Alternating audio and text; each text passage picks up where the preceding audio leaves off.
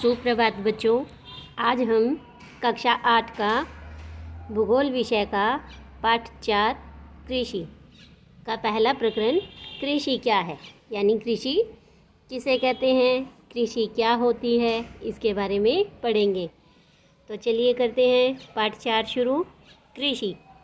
तो देखो, सबसे पहले हम ये देख लेते हैं कि कृषि शब्द का क्या अर्थ है।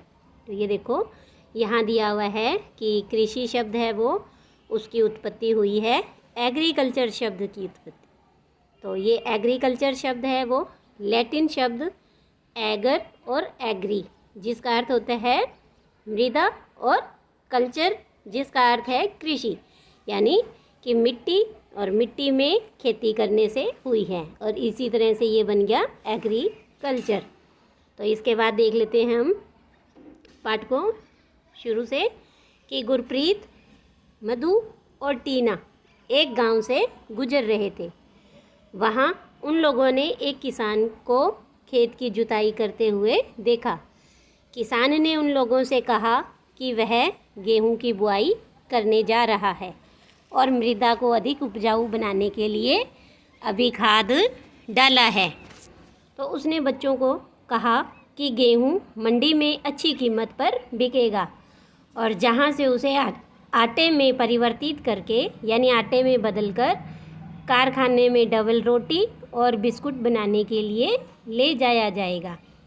तो देखो कि किसान ने उनको बच्चों को क्या कहा कि वो गेहूं की बुआई कर रहे हैं और मिट्टी में ज़्यादा गेहूं की उपज हो इसलिए वो खाद मिला रहा है।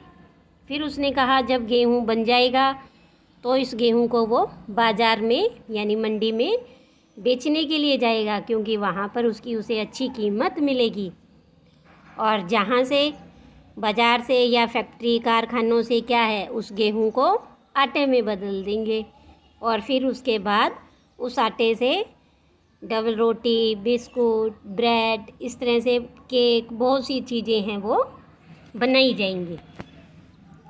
तो इस तरह से देखो आप कि पौधे से परिष्कृत उत्पाद तक, यानी पौधे से लेकर उससे कोई नई चीज़ बनाना, इसके रूपांतरण में 3 प्रकार की आर्थिक क्रियाएं सम्मिलित होती हैं। यानी एक पौधे से, मानो कोई भी पौधा है आपका किसी भी चीज़ का, और उस पौधे से कोई वस्तु बनाना, तो उसका रूप परिवर्तन हो गया है ना, तो उसे ही हम कहते हैं रूपांतरण, उसके रूप में परिवर्तन। तो उसको परिवर्तन करने में 3 प्रकार की क्रियाएं सम्मिलित होती हैं, और इन्हें हम कहते हैं प्राथमिक क्रिया, द्वितीयक क्रिया और तृतीयक क्रिया। तो देखो, सबसे पहले हम पढ़ते हैं कि प्राथमिक क्रिया क्या होती है। तो प्राथमिक क्रियाओं के अंतर्गत उन सभी क्रियाओं को शामिल किया जाता है जिनका संबंध प्राकृतिक संसाधनों के उत्पादन और निष्कर्षण से है, जैसे खेती यानी कृषि, मत्स्ययन यानी मछली पालन, और संग्रहण कि जंगली उत्पादों का संग्रहण करना। तो इस तरह से, यानी ये प्रकृति से जुड़ी हुई चीज़ें हैं, ये इनके प्राथमिक क्रिया के अच्छे उदाहरण हैं। तो ये देखो कि मैं आपको यहाँ पहले एक चित्र दिखा रही हूँ जिसमें इन्हीं तीनों क्रियाओं से संबंधित आपको चित्र मिलेंगे। ये देखो, इसमें खेती हो रही है, तो ये प्राकृतिक रूप से होती है कि भूमि है, मिट्टी है, उसमें हमने बीज डाले, तो ये प्राकृतिक रूप से है कि इसमें हमें किसी भी फैक्ट्री या कारखाने की आवश्यकता नहीं होती। दूसरा है कि जैसे ये मछली पालन हो रही है ना, तो ये कौन सी क्रियाएं हुई, प्राथमिक यानी पहले स्तर की क्रिया। उसके बाद होती है द्वितीयक क्रिया। द्वितीयक क्रिया में क्या है कि इन संसाधनों का प्रसंस्करण होता है। प्रसंस्करण होता है मतलब कि जैसे ये जो चीज़ यहाँ पर फसल मिली और उसका हमने रूप परिवर्तन कर दिया, तो उसे हम कहते हैं प्रसंस्करण। तो देखो, जैसे यहाँ पर ये इस्पात, कच्चा इस्पात है, और इससे फिर स्टील के बर्तन, बाल्टियाँ, एल्युमिनियम के, तांबे के, इस तरह से अलग अलग वस्तुएं बनेंगी, तो उसका रूप परिवर्तन हुआ। ऐसे ही देखो, फसल में हमने मानो गेहूं बोया, और गेहूं से हमने आटा बनाया, और आटे से फिर डबल रोटी बनाना, ब्रेड बनाना, तो ये द्वितीयक क्रिया के उदाहरण हैं। ऐसे ही हमने मान लो कपास बोई और हमें कपास मिली और उस कपास से हमने क्या बनाया, कपड़ा बनाया। तो कपड़ा बनाना, डबल रोटी बनाना, इस्पात विनिर्माण करना, यानी कच्चे माल से किसी वस्तु को आकार देना, कोई वस्तु बनाना, वो होते हैं द्वितीयक क्रिया। द्वितीय क्षेत्र की क्रियाएं होती हैं और ये आपके यहाँ चित्र में आप देख रहे हो, ये द्वितीयक क्रियाएं हैं। इसके बाद होता है तृतीयक क्रियाएं, यानी तीसरी क्रिया। तो तीसरी क्रिया में क्या है कि ये जो पहली क्रिया और ये दूसरी क्रिया, इन दोनों क्रियाओं को ये सहयोग करते हैं, सेवा करते हैं। मानो अब फसल तैयार होगी, हमें खेत तक जाना है और खेत से आना है और उस सामान को हमें कहाँ, कारखाने तक पहुंचाना है। फसल को कारखाने तक पहुंचाना है तो उसके लिए हमें इन साधनों की आवश्यकता होती है। इन्हें हम कहते हैं यातायात, है ना। यातायात के कई साधन हमने कई बार पढ़ा भी है। तो ये यातायात, फिर व्यापार करना, फसल को खरीदना बेचना, बैंकिंग, बीमा और विज्ञापन, ये सारे उदाहरण हैं तृतीयक क्रिया के। किसके? तृतीयक क्रिया के। तो चलिए इसी को ही हम थोड़ा पहले पढ़ लेते हैं, इन्हीं तीनों आर्थिक क्रियाओं के बारे में। तो अभी हमने पहली क्रिया पढ़ी जिसमें कृषि, मत्स्यन और संग्रहण ये उसके उदाहरण हैं। ये प्राकृतिक संसाधनों से उत्पादित होते हैं। अब द्वितीय क्रियाएं इन संसाधनों के प्रसंस्करण से है, यानी उससे कुछ नया बनाना, जैसे इस्पात विनिर्माण, डबल रोटी पकाना और कपड़ा बुनना, इन क्रियाओं के उदाहरण हैं। और तृतीय क्रियाएं हमने पढ़ी। तृतीय क्रियाओं में प्राथमिक और द्वितीय क्षेत्र को सेवा कार्यों द्वारा सहयोग प्रदान करना, ये तृतीय क्षेत्र की क्रियाएं होती हैं।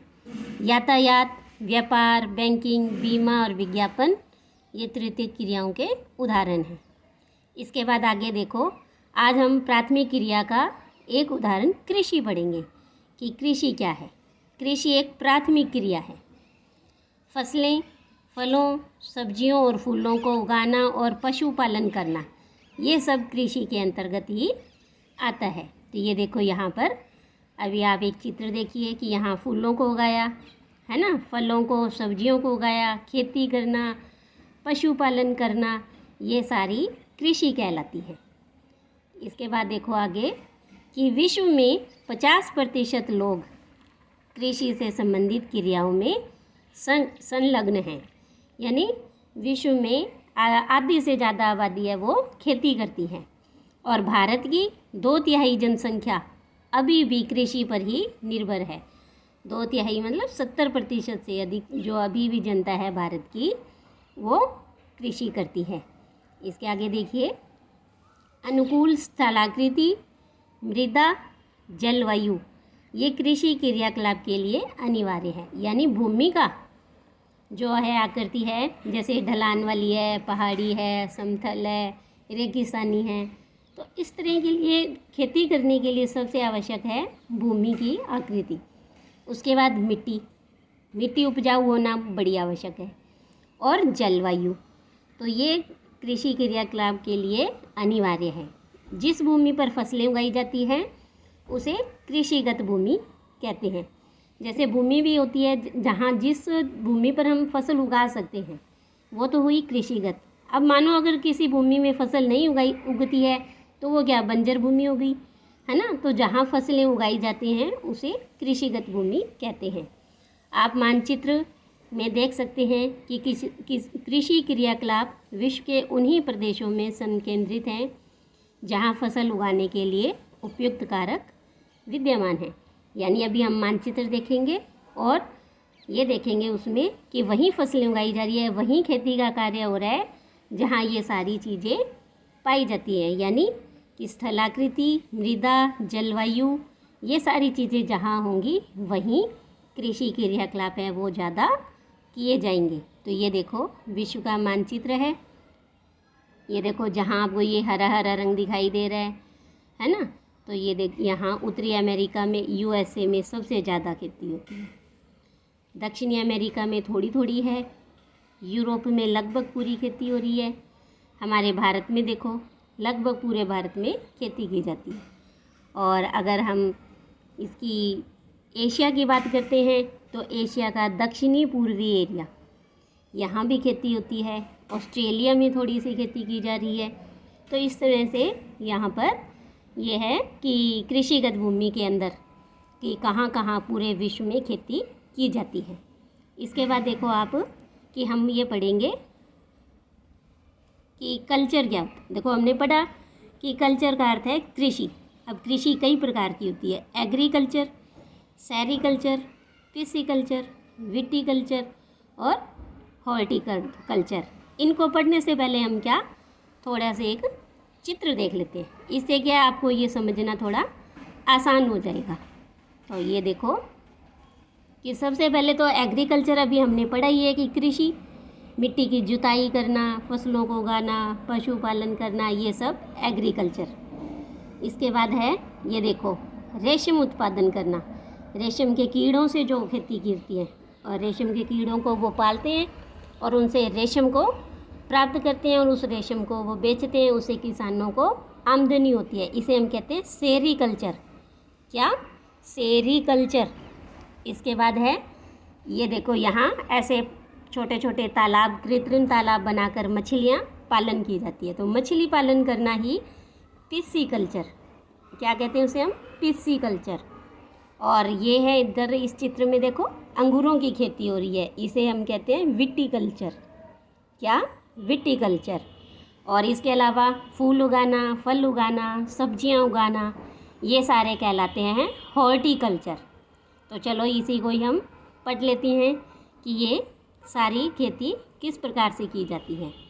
तो एग्रीकल्चर में देखिए आप कि मृदा की जुताई, फसलों को उगाना, पशुपालन का विज्ञान और कला है, इसे हम खेती भी कहते हैं। दूसरा सेरीकल्चर, रेशम उत्पादन, इसमें रेशम के कीटों का वाणिज्यिक पालन किया जाता है और यह कृषक की आय में पूरक हो सकता है। तीसरा प्रकार है पिस्सीकल्चर, जिसे हम मत्स्य पालन भी कहते हैं। विशेष रूप से निर्मित तालाबों और पोखरों में मछली का पालन किया जाता है। अगला प्रकार है विटीकल्चर, जिसे द्राक्षा कृषि या अंगूरों की खेती भी कहा जाता है। इसके बाद है हॉर्टिकल्चर। हॉर्टिकल्चर होता है उद्यान कृषि। कौन सी? उद्यान यानी बाग, जिसमें वाणिज्यिक उपयोग के लिए यानी व्यापार करने के लिए सब्जियों, फूलों और फलों को उगाया जाता है। तो इस तरह से ये देखिए हमने कई प्रकार की कृषि के बारे में पढ़ा। इसके बाद है कृषि तंत्र। कृषि या खेती को एक तंत्र के रूप में देखा जा सकता है। इसके महत्वपूर्ण निवेश होते हैं बीज, उर्वरक यानी खाद, मशीनरी यानी मशीनें जैसे ट्रैक्टर, हल इत्यादि, और श्रमिक यानी मजदूर, किसान खुद। वो क्या करते हैं कि जुताई, बुआई, सिंचाई, निराई और कटाई, ये खेती की कुछ संक्रियाएं यानी क्रियाएं हैं, काम हैं। और इस तंत्र के निर्गतों के अंतर्गत फसल, ऊन, डेयरी और कुक्कुट उत्पाद आते हैं। निर्गत यानी कि खेती करने के बाद हमें क्या प्राप्त होता है, तब हमें फसल, ऊन, डेयरी उत्पाद और कुक्कुट वगैरह ये सब चीज़ें हमें मिलती हैं। इसी चीज़ को हम चित्र के माध्यम से समझ लेते हैं। ये देखिए कि यहाँ दो कृषि की पद्धति बताई गई है कि कृषिगत भूमि है और उसमें खेती कैसे की जाती है। तो सबसे पहले निवेश हम करते हैं। निवेश के लिए सबसे पहले हमने मानो ट्रैक्टर से भूमि की जुताई की, है ना। फिर ये हो गई मशीनरी। फिर हमने उसमें बीज डाले। जब बीज कुछ बड़े हुए, पौधे निकले उनमें छोटे छोटे, तो उसमें हमने रसायन यानी खाद वगैरह, कीटनाशक दवाइयों का छिड़काव किया, जिससे फसलों को कीड़े वगैरह ना लगें, कोई रोग ना हो। फिर प्रक्रम हमने ये किया कि उसकी जो समय समय पर बुआई, छिड़काव, पानी का, दवाइयों का छिड़काव ये किया, और निर्गत में हमें क्या मिला? फसल मिली। तो लेकिन जो ये निवेश है ये दो तरह के होते हैं, एक भौतिक निवेश और एक मानवीय निवेश। तो भौतिक निवेश तो वो है कि जैसे सूर्य का प्रकाश, वर्षा, मृदा, ढाल और तापमान। और मानवीय निवेश यानी मनुष्य क्या करता है, तो वो सबसे पहले भंडारण। जब फसल वो तैयार हो जाती है तो उसका भंडारण करना, उसको सुरक्षित रखना। श्रम, मेहनत करना, है ना। आपने देखा ही होगा किसान कितनी मेहनत करता है खेत के अंदर, तभी हमें कुछ फसलें मिलती हैं। मशीनरी, कई प्रकार की वो मशीनों का उपयोग करता है।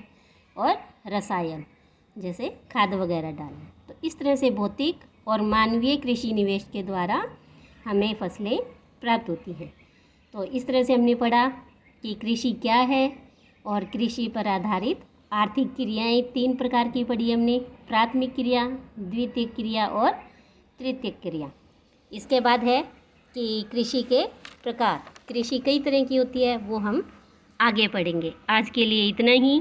धन्यवाद।